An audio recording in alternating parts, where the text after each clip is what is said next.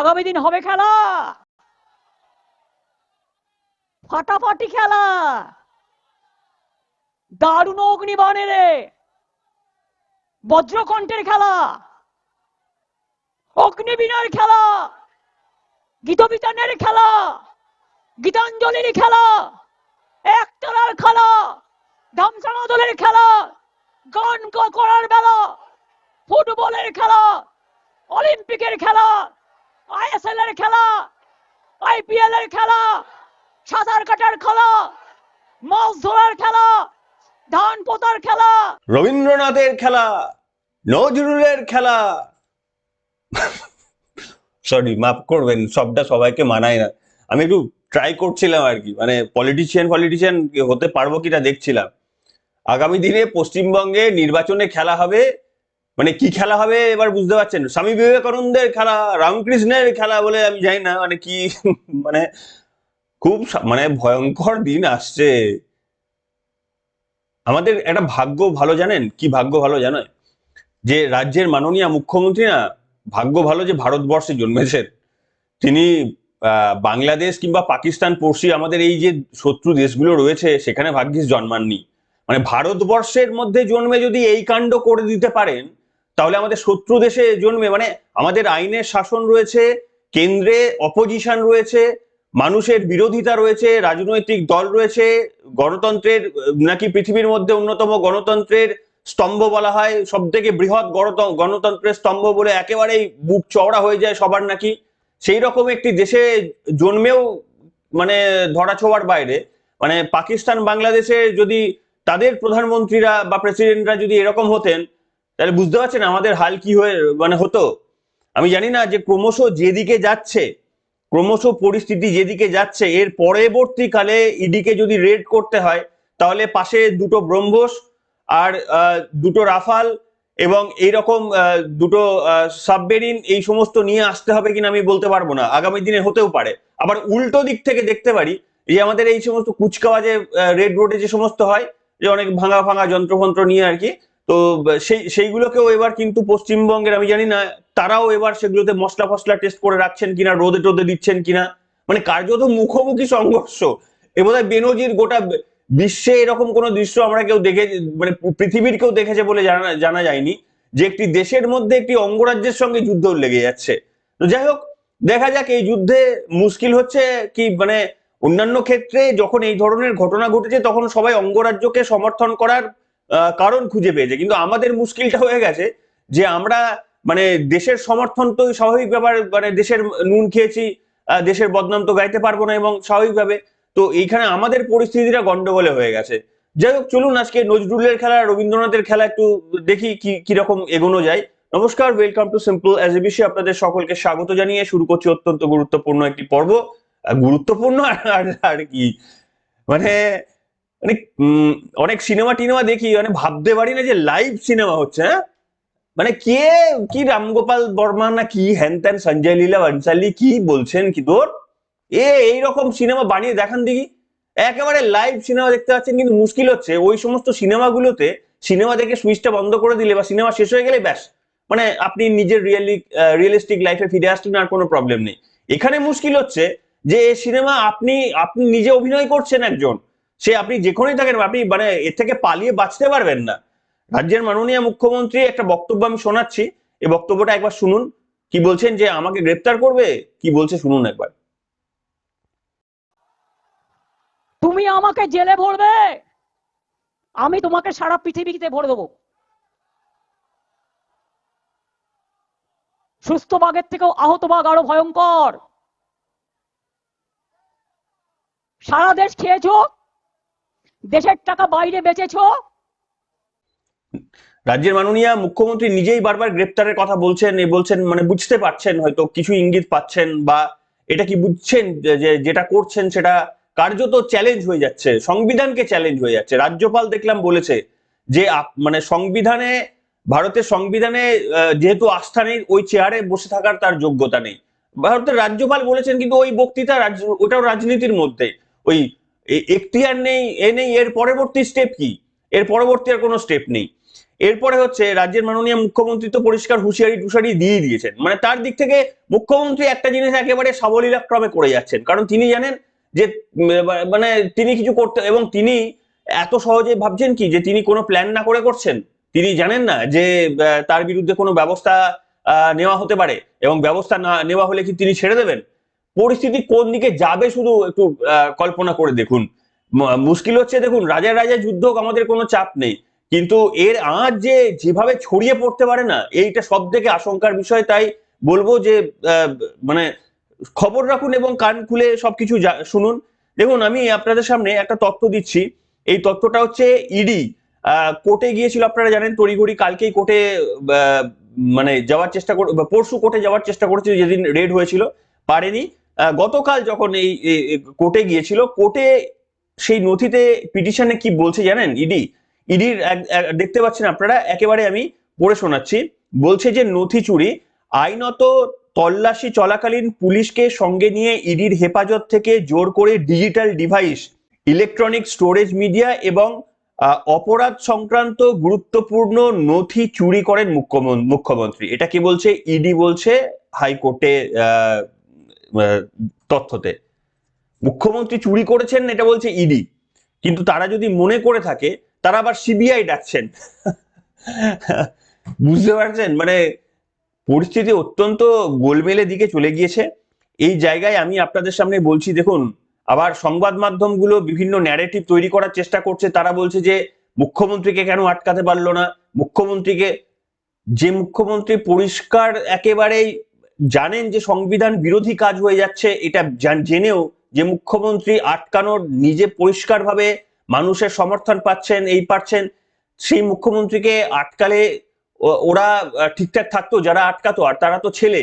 মুখ্যমন্ত্রীকে আটকানোর স্পর্ধা কারুর ছিল, এবং এইখানে ইডি যে কোনো বাধা দেয়নি, দেয়নি বলে অনেক রটনা রটছে না, এই দেখবেন ঘন্টাখানেকে বিভিন্ন আলোচনা চলছে যে ইডি নাকি কোনোই বাধা দেয়নি, কিছু হয়নি। আমি আপনাদের সামনে তথ্য দিচ্ছি কিভাবে মিথ্যে ন্যারেটিভ গুলো ছড়ানো হচ্ছে ইচ্ছাকৃত ভাবে। কেন বলুন তো? কারণ মমতা বন্দ্যোপাধ্যায়কে তো এখন প্রশংসা করা যাচ্ছে না, কিন্তু অল্টারনেটিভ পার্টি যারা ক্ষমতায় আসতে পারে, বিজেপিকেও কিন্তু এখন প্রজেক্ট করা হবে না। কেন প্রজেক্ট করা হবে না? কারণ বিজেপিকে প্রজেক্ট করলে তাহলে মুশকিল হয়ে যাবে, মমতা বন্দ্যোপাধ্যায়ের রাজত্ব থাকবে না। সেই কারণে মমতা বন্দ্যোপাধ্যায়কেও করা হবে না, বিজেপিকেও করা হবে না। মধ্যে দুর্বল দুটি দল কংগ্রেস এবং সিপিএম এর ন্যারেটিভে দেখবেন কথা বলা হচ্ছে। কেন বলা হচ্ছে? কারণ ওরাও জিতবে না। ওরা জিতবে না মানে মুখ্যমন্ত্রী চেয়ারটা রয়ে যাবে। সেই কারণে সংবাদ মাধ্যমগুলোর একেবারেই মারাত্মক এই চেষ্টা চলছে। দেখুন, এখানে পরিষ্কারভাবে লেখা রয়েছে কি জানেন? যে যেদিন রেড হলো প্রতীক জৈনের বাড়িতে লাউডন স্ট্রিটে, সেখানে সকাল 6টা 6:30টার দিকে পৌঁছে যায় ইডি, এবং তারপরে পুলিশকে খবর না দিয়ে ইচ্ছাকৃতভাবে যাওয়া হয়েছে। তার এমনি নিয়ম হচ্ছে কিন্তু পুলিশকে জানিয়ে যাওয়া, কিন্তু এখানে সবাই জানে যে পুলিশ তৃণমূল কংগ্রেসের মধ্যে কোনো ডিফারেন্স নেই। পুলিশকে জানিয়ে যাওয়া মনে হচ্ছে এটা একেবারে মমতা বন্দ্যোপাধ্যায় বা রাজনৈতিক সবার কাছে খবর চলে যাওয়া, তাদের উপর আক্রমণ হতে পারে, এরকম ব্যাপার। তো সেই জন্য তারা প্রথমে চলে গিয়েছিল 6:30 6টার দিকে। তারপরে রেড করার পর যখন হেয়ার স্ট্রিট থানা সম্ভবত, সেখানকার, না আমি ভুলে যাচ্ছি কোন থানা, কোনটা থানা কাছে পড়ে, তো সেখান থেকে থানার অফিসাররা বা পুলিশ কর্তারা যখন খবর পান, তারা 9টার দিকে তখন ওই লাউডন স্ট্রিটে প্রতীক জৈনের বাড়িতে চলে যান, এবং তারপরে ক্রমাগত পুলিশ ওখান থেকে ঢোকার চেষ্টা করে, কিন্তু ইডির অপরিচিত অজ্ঞাত পরিচয় কিছু ব্যক্তিরা, আধিকারিকরা, তারা ঢুকতে দেয়নি পুলিশকে। এই যে বলা হচ্ছে না যে ইডি ন্যূনতম কেন ব্যবস্থা নিল না, কেন কিছু করলো না, পুলিশ ক্রমাগত চেষ্টা। মমতা বন্দ্যোপাধ্যায় এমনি বাড়ি থেকে বেরিয়ে এসেছিলেন, পুলিশ ক্রমাগত চেষ্টা করে গিয়েছিল। লাউডন স্ট্রিটে যখন হচ্ছিল তখন তারা ঢুকে এই সমস্ত ফাইল তারা বাজেয়াপ্ত করার চেষ্টা করেছিলেন সম্ভবত, এবং তাদেরকে ঢুকতে দেয়নি ইডি কর্তারা, অজ্ঞাত পরিচয়। তাদের নামে পুলিশ এফআইআর কমপ্লেন করেছে যে আমাদের ঢুকতে দেওয়া হয়নি, এবং তখন 11টার সময় তখন ইডি পুলিশকে অফিসিয়ালি জানিয়েছে যে আমরা রেড করতে এসেছি। কারণ পুলিশকে আগে থেকে জানানো মানেই হচ্ছে তাদের ওপর আক্রমণ হওয়া বলে তারা সন্দেহ হয়তো করেছিলেন। তো এরপরে মমতা বন্দ্যোপাধ্যায় যখন খবর পেয়েছেন যে পুলিশকে দিয়েও হচ্ছে না, তখন তিনি সরাসরি নিয়ে চলে আসেন। সংবাদ মাধ্যমে শুনেছেন ঘন্টাখানেকের আলোচনা এই সমস্ত বক্তব্য বলতে। তারা শুধু বলছেন যে আটকালেন না, আর না আটকালে মমতা বন্দ্যোপাধ্যায় এমনি বেরিয়ে এসেছিলেন। মুখ্যমন্ত্রী রাজ্যের প্রশাসনিক প্রধানকে তারই রাজ্যে যদি কেউ আটকায়, তাহলে তার অন্তত 10 আনন হতে হবে, 10টা মাথা থাকতে হবে, তবে আটকাতে পারবে। এমনি মুখ্যমন্ত্রী কতটা ডেসপারেটলি একটা আপনি ভাবুন না যে ভারতবর্ষ মত এত বড় একটা দেশ, কবে থেকে আমাদের গণতন্ত্র চলছে, এই গণতান্ত্রিক দেশে এতগুলো রাজনৈতিক দল রয়েছে, বিভিন্ন অভাব অভিযোগ বিভিন্ন রকমের রয়েছে। একটা রাজনৈতিক নেতৃত্বকে দেখেছেন যে এই ধরনের বক্তব্য, এই রকম অ্যাগ্রেসিভ, জানছেন যে আইনের বিরুদ্ধে হয়ে যাচ্ছে তাও এই ধরনের বক্তব্য শুনেছেন কাউকে? তো তার বিরুদ্ধে লড়াই করাটা এত ইজি? যদি ইজি হয় তাহলে আমাকে বলুন যে কোর্টে কেন কালকে হলো না? যদি মনে করেন যে ইডির ব্যর্থতা, তাহলে আমাকে বলুন যে কোর্টে কেন পারলেন না? কোর্টটা তো কারুর ইয়ে নয়, কোর্টে তো কি বলবো, কোর্টে তো আহ, মানে করতেই পারতেন। এখানে সব থেকে অবাক কাণ্ড হচ্ছে বিচারপতি শুভ্রা ঘোষ, তার কাছে এইরকম একটা হাই ভোল্টেজ শুনানি হওয়ার কথা ছিল, এজলাসে এত লোক নাকি ভিড় করেছিলেন। দেখুন, এটা জানা কথা, এজলাসে ভিড় হবে, এই শুনানিটা কি তৃণমূলপন্থী আইনজীবীরা করতে দেবেন? তো সেখানে তিনি বেরিয়ে চলে গেলেন, বললেন যে না, এই পরিবেশে করা সম্ভব নয় বলে বেরিয়ে চলে গেলেন। না মানে আপনি ভাবুন একবার বিচার ব্যবস্থার অবস্থাটা কোন জায়গায় এসে দাঁড়িয়েছে, এবং এর পরে এই যে একটা শুনানি হতে পারলো না, এরপর কোনো ইম্প্যাক্ট আছে? বিচার ব্যবস্থার তরফ থেকে কি এর বিরুদ্ধে কোনো রকম ব্যবস্থা নেওয়া হয়েছে? রাজ্য পুলিশকে ভৎসনা করা হয়েছে? মমতা বন্দ্যোপাধ্যায়ের কাছে জিজ্ঞাসাবাদ করা হয়েছে বা প্রশ্ন করা হয়েছে কেন আপনি পুলিশ মন্ত্রী হিসেবে কোর্টের পরিবেশ একটা পুলিশ মন্ত্রী হিসেবে দিতে আপনি ব্যর্থ? এ নিয়ে কি রাজ্যপালকে রিপোর্ট পাঠিয়েছে হাইকোর্টের তরফ থেকে? এ নিয়ে কি দেশের প্রেসিডেন্টকে কিংবা সুপ্রিম কোর্টকে একটা চিঠি পাঠিয়েছে কলকাতা হাইকোর্টের তরফ থেকে যে আমাদের এখানকার শুনানির পরিবেশ রক্ষা করতে পারা যাচ্ছে না, এখানে যে সরকার রয়েছে তারা পুলিশ দিয়ে সেই রক্ষা করতে পারছে না? করেছেন। একটা এত বড় হাই ভোল্টেজ শুনানির জন্য সবাই অপেক্ষা করে বসে রয়েছেন, সেখানে বিচারপতির মনে হলো তিনি পরিবেশ করতে পারলেন না, তিনি 14 তারিখে এটাকে শিফট করে দিলেন। মানে বুঝতে পারছেন এই এই আদালত থেকে, মানে বিচার ব্যবস্থা থেকে আমরা কতটা আশা করতে পারি? আমাদের বিচার ব্যবস্থার উপর সম্পূর্ণ আস্থা রয়েছে, এই শব্দবন্ধটা শুধু শব্দবন্ধ না, কার্যত থেকে যায়, এটাই আমাদের আশঙ্কা। মানে আপনি ভাবুন এই হাইকোর্টের এই যে মানে পরিস্থিতি হলো, এই পরিস্থিতিটা কোনো কোনো এর উচ্চ আদালতে জানানো হলো, রাষ্ট্রপতিকে জানানো হলো, কোনো সাংবিধানিক বডিকে জানানো হলো যে আমরা চেয়েছিলাম এটা শুনানি করতে পারলাম না পরিস্থিতির জন্য, এটা জানানো হলো? বরঞ্চ ইডি যখন গিয়ে দ্রুত ভারপ্রাপ্ত প্রধান বিচারপতির কাছে গিয়ে বললেন যে আজকেই আমরা শুনানি চাই, বিচারপতি ভারপ্রাপ্ত প্রধান বিচারপতি বললেন না, আজকে শুনানি হবে না। মানে হয়ে গেল। মানে এরপরে সেই রাস্তাটা কোন দিকে? আর এই সংবাদ মাধ্যমের লোকগুলোকে বলার সুযোগ করে দিলেন, এই হচ্ছে খেলা। ওই ওরা হচ্ছে এখন দেখবেন এই সংবাদ মাধ্যমগুলো ওই সিপিএম আর কংগ্রেসের ন্যারেটিভে তারা কথা বলছে। কেন বলছে ভালো করে বুঝবেন। তারা বলছে এই কারণে যে তারা মমতা বন্দ্যোপাধ্যায়ের তো সমর্থন এই মুহূর্তে করতে পারছে না, যেটা কন্টিনিউয়াস তারা এই 14 বছর ধরে করে এসেছেন বিভিন্ন ক্ষেত্রে, তারা তো এখন করতে পারছেন না। তাহলে মানুষ ছিচি করবে, মানুষ দেখা বন্ধ করে দেবে, টিআরপি পড়ে যাবে। তারা এখন কি করছে যে বিজেপিকে তো এটা সমর্থন করতে পারবে না, কারণ বিজেপি ক্ষমতায় চলে আসলে মমতা বন্দ্যোপাধ্যায় সরে যাবে। মানে বিজেপিকে একটু সমর্থন করলে, মানে সত্য কথাটা বললেই বিজেপি ক্ষমতায় আসে, সেইটা এরা করতে পারছে না। সেই কারণে দুর্বল দুটো রাজনৈতিক দলকে সমর্থন করা। কিভাবে সমর্থন করতে পারি না? ইডি কেন ঢুকতে দিল না? ইডি কেন মমতা বন্দ্যোপাধ্যায়কে ঢুকতে দিল? আরে ইডি কি তাহলে কি ওই ব্রহ্মস আর ওই ইয়ে নিয়ে যাওয়া উচিত ছিল নাকি? মানে একটা একটা কেন্দ্রীয় তদন্তকারী সংস্থা তারা কি করে কল্পনা করবে বলুন তো, যে তারা পুলিশকে আটকে দিয়েছিল, পুলিশকে তারা ঢুকতে দেয়নি, 2-3 ঘন্টা পুলিশ টানা চেষ্টা করে গিয়েছিল, পুলিশকে তারা আটকে দিয়েছিল। এরপরে যদি রাজ্যের প্রশাসনিক প্রধান সেখানে চলে আসেন, তো তাদের পক্ষে আটকানো সম্ভব? তো আমার বক্তব্য হচ্ছে, যাই হোক, যা বুঝলেন মমতা বন্দ্যোপাধ্যায় স্টেজের মঞ্চের ওপর থেকে যা যা কথা বললেন, সেটা কিন্তু খুব উদ্বেগজনক কথা। তিনি বলেছেন যে তিনি যা করেছেন বেশ করেছেন, হ্যান করেছেন, এই সমস্ত বলেছেন। আচ্ছা কি বলেছেন একবার শোনাই, বেশ করেছেন, শুনুন। যেহেতু আমি জেড প্লাস ভুলে যান, আমি কাল যা করেছি as a all India Trinamool কংগ্রেসের চেয়ারম্যান করেছি, এবং যা করেছি আমি কোনো অন্যায় করিনি। তুমি আমায় খুন করতে এসছো, আমার আত্মরক্ষা করার অধিকার আছে। চোরের মতো কেন এসছো? তুমি চুরি করে সব মানুষের এসআইআর এর ডাটা তুলে নিয়ে যাচ্ছিলে। তুমি আমার বিএলএ 1 এর ঠিকানা, বিএলএ 2 ঠিকানা, সাধারণ মানুষের দরখাস্ত, তুমি সমস্ত ডেটা আমার অফিস থেকে চুরি করছিলে, যে অফিস আইপ্যাককে আমরা অথরাইজ করেছি। তোমরা তো 6টা থেকে ঢুকেছো, আমি তো গেছি 11টা 45-এ। 5.5 ঘন্টা সবই তো চুরি করেছো, বাকি কিছু রেখেছো? আমি খবরটা শুনেছিলাম, কিন্তু আমি ভাবলাম হয়তো কথাটা বলতে এসছে।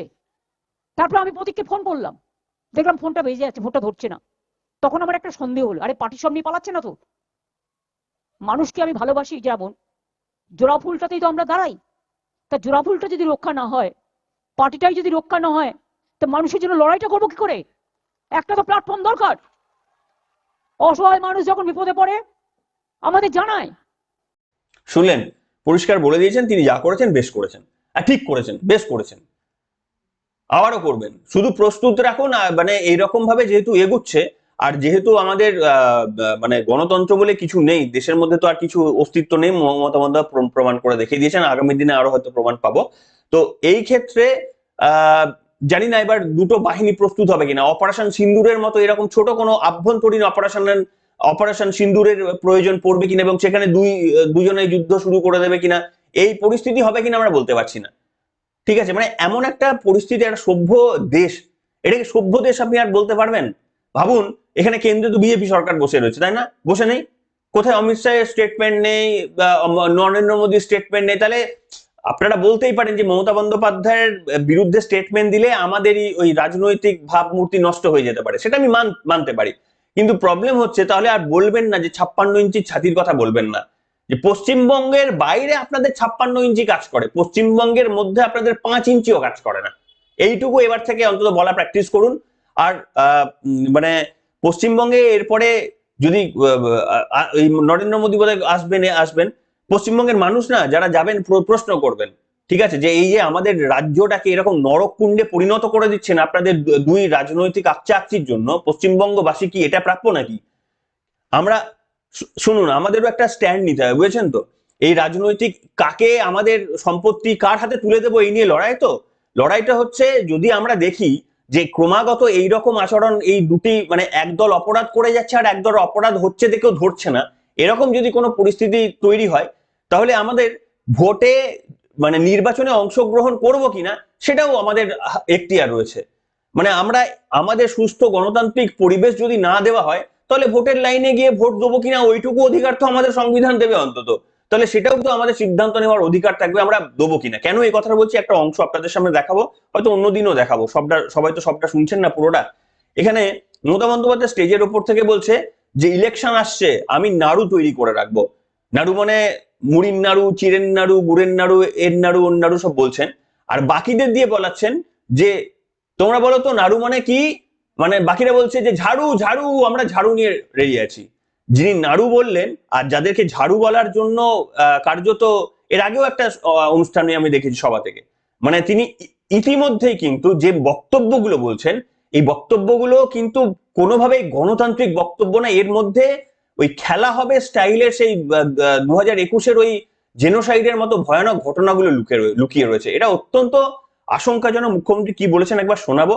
সব থেকে বড় ব্যাপার হচ্ছে মুখ্যমন্ত্রীর, আমি যদি ধরুন যা বলছেন সেটা মুখ্যমন্ত্রী যা করছেন, তার থেকেও সব থেকে বড় অপরাধ করছে আমাদের দেশের সাংবিধানিক সমস্ত বডিগুলো, রাষ্ট্রপতি থেকে শুরু করে, রাজ্যপাল থেকে শুরু করে, দেশের প্রধানমন্ত্রী, দেশের সুপ্রিম কোর্ট, দেশের হাইকোর্ট, এরা এদের দায়িত্বগুলো পালন করছেন কিনা এটাও কিন্তু আমাদের সমান প্রশ্নের মধ্যে রাখতে হবে। মুখ্যমন্ত্রী কি বলেছিলেন শুনুন। ইলেকশনের সময় আসলে না আমি বানিয়ে রাখবো নাড়ু, তিলের নাড়ু, ক্ষীরের নাড়ু, মুড়ির নাড়ু, চিড়ের নাড়ু। আর বাংলার মা বোনেরা কি বানাবে শুনতে পাচ্ছে না তো কেউ? বাংলার মা বোনেরা কি বলবে? ঝাড়ু ঝাড়ু ঝাড়ু। ঝাড়ু ঝাড়ু তো নাড়ু নয়। না, ঝাড়ু ঝাঁটা মারতে হবে। ওরা আমার গানটা মনে করে দিল, মার ঝাড়ু মার মেরে, মার ঝাড়ু মার, ঝাড়ু মেরে ঝেঁটিয়ে বিদায় কর। শুনলেন, মুখ্যমন্ত্রী যা ইচ্ছা তাই করতে পারেন, বলতে পারেন। তিনি এটুকু বুঝে গিয়েছেন যে এত সহজে পশ্চিমবঙ্গের মাটি তিনি ছেড়ে দেবেন না, তিনি পরিষ্কার বুঝে গিয়েছেন। এবার আপনারা বলুন যে এইখানে নাকি ভোট গ্রহণ হবে, এই কেন্দ্রীয় বাহিনী পাঠাবে, এই এসআইআর প্রক্রিয়ার নাকি ভালো ভোটার লিস্ট তৈরি করে দিচ্ছে। আরে ভোটার লিস্টে আপনি 5 কোটি নাম বাদ দিয়ে দিন, 5 কোটি নাম বাদ দিয়ে দিন, তারপরে তো কিন্তু তৃণমূল কংগ্রেস জেতে কিনা। এইরকম মুখ্যমন্ত্রী অ্যাগ্রেসিভলি বলছেন মঞ্চের উপর থেকে, এই একেবারে সোজা গিয়ে করছেন, তাহলে যেখানে কেন্দ্রগুলোতে ভোট গণনা হবে একেবারে দাঁড়িয়ে বলা হবে যে প্রত্যেকটা এতে যে জিতেছে তৃণমূলকে বিজয়ী ঘোষণা করতে হবে। কারোর ক্ষমতা আছে, হিম্মত আছে কারুর? ওখানকার কোনো অথরিটি ও নির্বাচন কমিশনের কোনো সিদ্ধারা জোর হবে যে এটার এগেনস্টে বলা? এখানে নাকি নির্বাচন হবে, এই নির্বাচনে আপনি আমি নাকি সকালবেলা গিয়ে ভোট দেবো, ভোটদান থেকে আমরা বিরত থাকবো যদি দেখি যে এই পরিবেশে একটা আসলে গেম খেলে মানে কোনোভাবে একটা জাস্ট ওই পুতুল খেলার মতো করে আমাদের পুতুলের বিয়ের মতো করে আমাদেরকে ওই বিয়েতে বরযাত্রী নিয়ে যাওয়া হয়েছে। আমরা কিন্তু ওই পুতুলের বিয়ের বরযাত্রী এবার আর যাবো না। সেইটা কিন্তু আমাদের দেখতে হবে, বুঝতে হবে।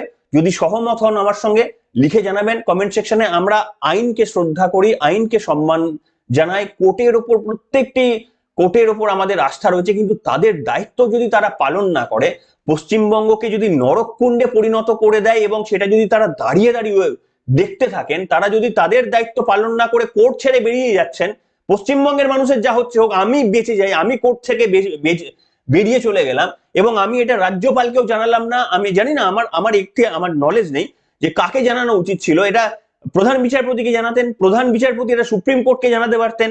হায়ার আমি জানি না কাকে তিনি জানানোর তার কাছে মানে হায়ার এডুকেট আমার কাছে ক্লিয়ার না। তিনি রাজ্যপালকে জানাতে পারতেন, রাষ্ট্রপতিকে জানাতে পারতেন, দেশের সুপ্রিম কোর্টকে জানাতে পারতেন যে এটা ফার্স্ট টাইম না, তার বারবার ঘটনা ঘটছে। কিন্তু এর পরেও নাকি আমাদের দেশে গণতন্ত্র থাকবে, এরপরেও রবীন্দ্রনাথ, নজরুল, বিবেকানন্দ ছবি সামনে বুকে এ করে যাওয়া হবে। আর তারপরেও মানুষ কনভিন্সড হবেন, তারপরেও মানুষ সকাল সকাল গিয়ে ভোটটা দিয়েও আসবেন, হাসি মুখে হাতে ছবি দিয়ে পোস্ট করে আবার ফেসবুকে আপলোডও করবেন। যাই হোক, যেরকম আমরা করছি না সেটাই আমরা রিটার্ন পাচ্ছি। আমরাই তো এই সমস্ত করে গেছি না, আজকে এরকম জায়গাটা হচ্ছে। 10 বছর আগে তো এত জোর করে তৃণমূল কংগ্রেসকে ক্ষমতা জিততে হয়নি, এত জোর করে এত চারিদিক থেকে মানে ভোটের লুট করে মানে তৃণমূল কংগ্রেসকে জিততে হয়নি, মানুষ এমনি গিয়ে দিয়ে এসেছিল। তো সেই দিনগুলো যাবে কোথায়? যে কর্ম আমরা করেছি সেই কর্মগুলো রিটার্নস তো আমাদের আছে। হ্যাঁ, এবার বলতে পারেন যারা আজকে ভুল কাজ করছেন তাদের রিটার্ন সময় বলবে। তো সেখানে আপনি আমি আমরা কেউ নই। শুধু এটাই যে আমাদের ভাগ্য ভালো যে রাজ্যের মাননীয় মুখ্যমন্ত্রী তিনি ভারতবর্ষের মুখ্যমন্ত্রী, আর তিনি পশ্চিমবঙ্গকে প্রতিনিধিত্ব করছেন। না হলে মানে কি হতো আমাদের, আমার তো বেশ সংশয়ই লাগে। তো যাই হোক, আপনাদের মতামত লিখে জানাবেন। সবাই সুস্থ থাকবেন, ভালো থাকবেন, এটুকুই কামনা। এখনকার মতো এখানেই।